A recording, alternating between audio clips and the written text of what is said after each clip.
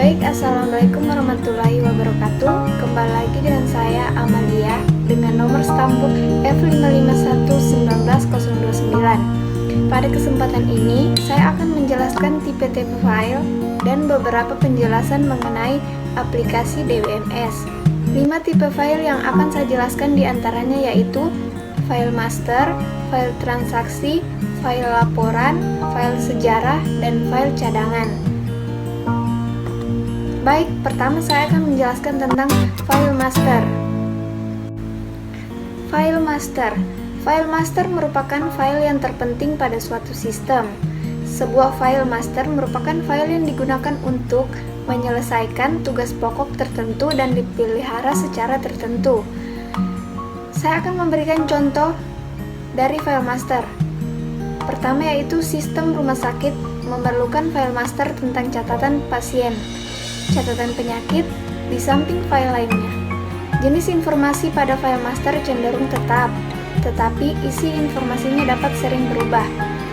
Contoh kedua yang akan saya berikan yaitu sistem akademik, memerlukan file master yang mencatat data mahasiswa dan data mata kuliah.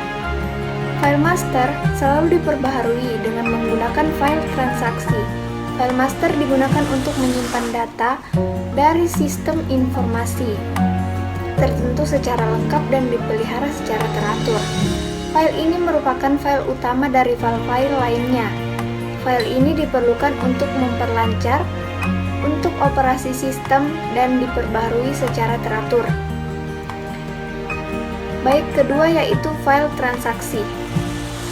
File transaksi yaitu file yang berisi informasi yang digunakan untuk memperbaharui file master, seperti yang saya katakan tadi. Sehingga dengan adanya file transaksi ini, file master dapat berubah sesuai dengan informasi yang ada di file transaksi tersebut. File transaksi digunakan untuk memperbaharui file induk dengan informasi yang baru. File transaksi berisi informasi yang digunakan untuk memperbaharui file master atau file induk. Saya akan memberikan contoh dari file transaksi. Pertama yaitu rekaman tentang pelanggan yang sudah membayar tagihan listrik akan membentuk file transaksi. Sesekali seminggu catatan pada file transaksi digunakan untuk memperbaharui rekod pada file master. Saya akan memberikan alasan dari contoh pertama yang saya berikan, yaitu file tersebut memiliki tenggang waktu untuk diupdate. Berapa banyak listrik yang dipakai dan berapa besar biaya yang harus dibayar pengguna. Contoh kedua yaitu contoh yang berisi data hasil transaksi penjualan. Baik, selanjutnya yaitu file laporan. File laporan yaitu file yang berisi data yang dibuat untuk laporan atau keperluan user. File ini hanya bisa dicetak pada kertas printer atau hanya ditampilkan di layar monitor. File ini merupakan turunan laporan tercetak yang ditahan pada piringan atau pita menunggu printer siap mencetak. Saya akan memberikan contoh dari file laporan yaitu data laporan keuangan atau akuntansi sebuah perusahaan yang harus diketahui bagian-bagian terkait. Alasan dari contoh yang saya berikan yaitu orang-orang pada bagian tertentu tersebut, akuntan atau manajer, harus mengetahui atau bahkan mencetak hasilnya untuk membantu dan mempertanggungjawabkan pekerjaan mereka. Baik, file selanjutnya yaitu file sejarah. File sejarah yaitu file yang menyimpan data yang telah disimpan dalam bentuk suatu periode waktu tertentu yang telah lampau. Biasanya digunakan untuk menyusun laporan yang bersifat tetap. Seringkali suatu sistem memelihara informasi untuk periode waktu tertentu. Misal untuk menghasilkan laporan statistik yang lebih dari 1 tahun. Sehingga beberapa informasi harus dikumpulkan pada file riwayat hidup yang akan jarang diproses. Baik, saya akan memberikan contoh dari file sejarah. Yang pertama yaitu informasi tentang pasien yang keluar tidak perlu disimpan pada file yang sekarang ada. Record tersebut dapat dipindahkan pada file riwayat hidup sehingga tinggal berisi file pasien yang sedang dirawat atau dijadwalkan akan kembali. Data tentang pasien yang keluar dapat disimpan pada file riwayat hidup. Pasien yang keluar dapat disimpan pada file riwayat hidup yang berguna untuk menyusun laporan di kemudian hari. Contoh kedua yaitu laporan akhir tahun perusahaan, seperti rangkuman seluruh data dalam perusahaan untuk disimpan. Alasannya, agar perusahaan tersebut dapat melakukan evaluasi kerja dan laporan pada tiap tahunnya. Baik, selanjutnya yaitu berkas cadangan atau file cadangan. File cadangan yaitu file yang digunakan untuk tujuan pengamanan, security, mencatat tentang kegiatan pengupdatean, sekumpulan transaksi yang telah diproses, atau sebuah program yang mengalami kekeliruan.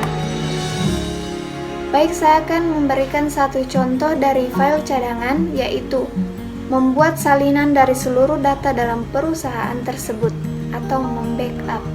Alasannya, agar data yang telah dibuat dalam perusahaan tersebut tidak hilang begitu saja. Baik, selanjutnya saya akan menjelaskan tentang aplikasi-aplikasi DBMS. Adapun aplikasi DMS yang akan saya jelaskan pertama yaitu MySQL. Seperti yang kalian lihat pada gambar, ini merupakan logo dari MySQL. MySQL adalah salah satu aplikasi yang termasuk vendor DBMS yang merupakan salah satu aplikasi umum dan paling banyak digunakan oleh pengguna data maupun pada programmer.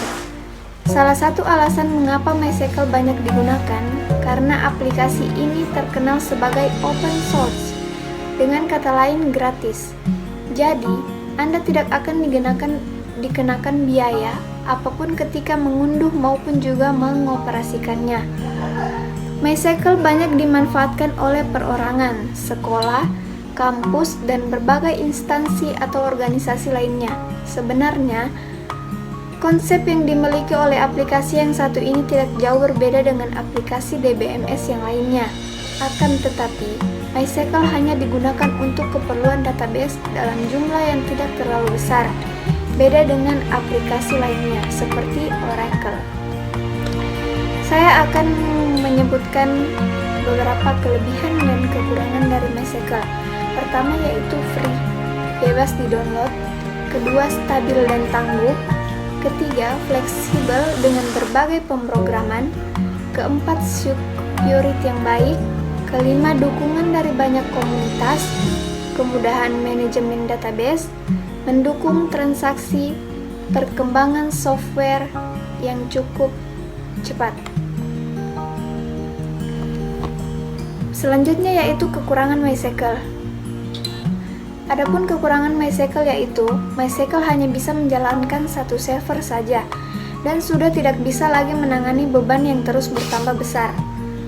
Kedua yaitu MySQL mengalami stagnasi karena keterbatasan server tersebut. Baik, aplikasi DMS yang kedua yaitu PostgreSQL.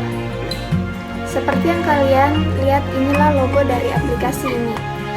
Aplikasi yang kedua adalah PostgreSQL yang mungkin tidak banyak orang yang mengetahuinya. Aplikasi ini juga merupakan aplikasi gratis yang langsung mendapatkan dukungan dari lisensi BSD. Meskipun beberapa orang yang baru belajar data masih kurang mengetahuinya, namun sebenarnya aplikasi ini cukup populer dan bisa dikatakan sebagai salah satu di antara aplikasi DBMS populer lainnya.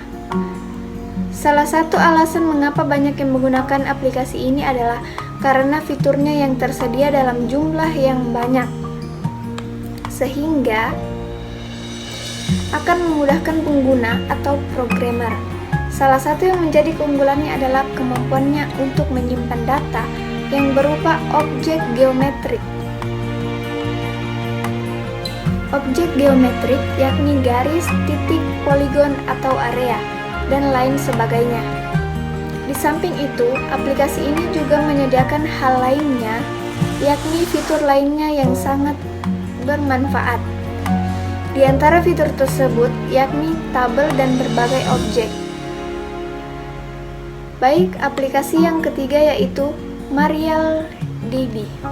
Seperti yang kalian lihat, inilah logo dari MariaDB.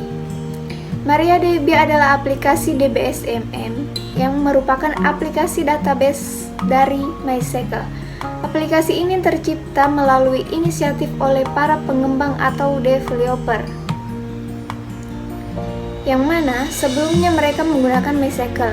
Alasan pembuatan aplikasi ini adalah karena telah diakuinya MySQL oleh pihak Oracle yang membuat produk ini menjadi produk proprietary.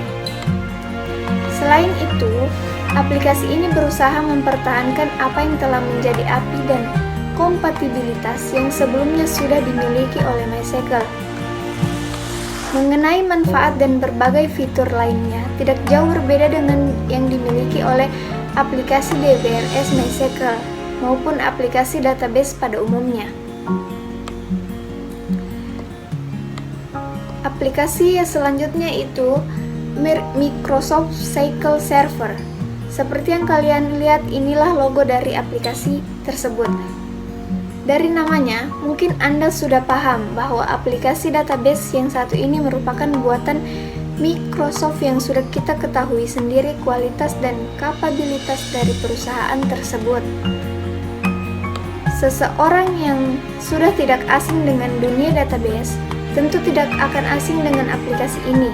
Bahkan para penggunanya semakin hari semakin bertambah banyak hingga sampai generasi ke-7. Microsoft SQL Server memiliki kemampuan di mana ia bisa beroperasi dengan baik di 64 maupun 32 bit. Di bawah ini akan saya jelaskan beberapa kelebihan yang dimiliki oleh Microsoft SQL Server. Pertama yaitu kinerja yang sangat baik pada sistem operasi Windows, memiliki banyak software database, memiliki kemampuan untuk membuat data cluster, tersedianya fitur restore dan recovery data, bisa dimanfaatkan untuk semua kalangan, dan manajemen password yang tentunya aman dan baik. Selanjutnya yaitu MongoDB. Seperti yang kalian lihat, ini adalah logo dari MongoDB. MongoDB merupakan aplikasi database NoSQL yang memiliki format JSON dan merupakan aplikasi berbasis dokumen. Seseorang yang menggunakan MongoDB, nantinya data tersebut disimpan di dalam bentuk tabel yang berformat JSON. Biasanya, aplikasi ini lebih banyak digunakan oleh mereka yang menggunakan Linux. Untuk bisa mendapatkannya, Anda tinggal pergi ke internet dan mengetikkan aplikasi ini. Anda bisa langsung mendapatkan aplikasi dengan versi yang sesuai sistem operasi Anda. Baik, selanjutnya yaitu Microsoft Access. Seperti yang kalian lihat, ini adalah logo dari Microsoft Access. Microsoft Access juga merupakan aplikasi DBMS yang juga banyak digunakan oleh para programmer atau sejenisnya. Aplikasi yang satu ini juga merupakan aplikasi buatan Microsoft yang biasanya digunakan oleh kalangan rumahan maupun juga perusahaan kecil sampai dengan menengah. Anda tidak perlu mendownload secara terpisah karena biasanya aplikasi ini sudah ada ketika Anda menginstal Microsoft Office. Saya akan menjelaskan tentang kelebihan dan kelemahan dari Microsoft Access ini. Pertama yaitu dapat digunakan untuk mengembangkan aplikasi secara cepat. Kedua, kompatibilitas dengan bahasa pemrograman Structured Query Language (SQL), mengizinkan pengembangan tabel yang relatif cepat karena disimpan berkas basis data miliknya. Dan yang terakhir yaitu bahasa pemrograman menggunakan Microsoft Visual Basic for Application (VBA). Kelemahan dari aplikasi ini yaitu kurang begitu bagus jika diakses melalui jaringan, maka banyak pengguna Microsoft Access menggunakan solusi sistem manajemen basis data yang bersifat klien atau server. Dan aplikasi ini juga memiliki kelemahan, yaitu perlu membayar untuk memakai software resminya.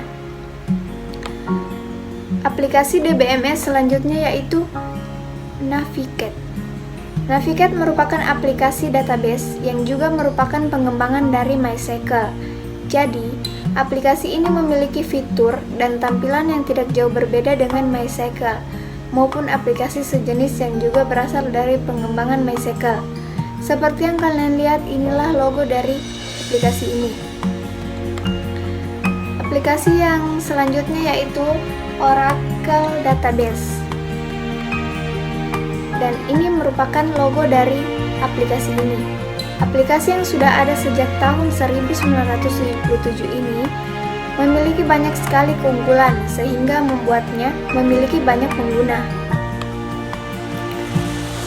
Oracle Database menyediakan berbagai fitur yang lengkap, bahkan lebih lengkap dibandingkan dengan aplikasi lainnya. Baik, saya akan menyebutkan beberapa keunggulan yang dimiliki oleh Oracle Database. Di antaranya yaitu, pertama, memiliki kemampuan cluster server. Kedua, multi-platform. Ketiga, pengolahan data yang tepat dan cepat. Manajemen sistem database yang baik, kemampuan flashback yang baik, dan lain-lain. Oracle memiliki banyak sekali fitur yang dapat memenuhi tuntutan fleksibilitas dari organisasi besar tersebut. Baik, selanjutnya yaitu kekurangan Oracle. Yang pertama yaitu Oracle menjadi DBMS yang rumit dan sulit untuk dipelajari. Jadi kesimpulannya, aplikasi ini merupakan aplikasi yang sulit untuk dijalankan bagi pemula. Kelemahan yang kedua yaitu Oracle merupakan DBMS yang paling mahal di dunia. Baik, sekian penjelasan dari saya. Penjelasan mengenai 5 tipe-tipe file dan aplikasi DBMS. Penjelasan tadi merupakan penjelasan dalam memenuhi mata kuliah saya, yaitu basis data. Jadi, semoga bermanfaat bagi teman-teman. Kurang dan lebihnya mohon dimaafkan. Wabillahi taufiq wal hidayah.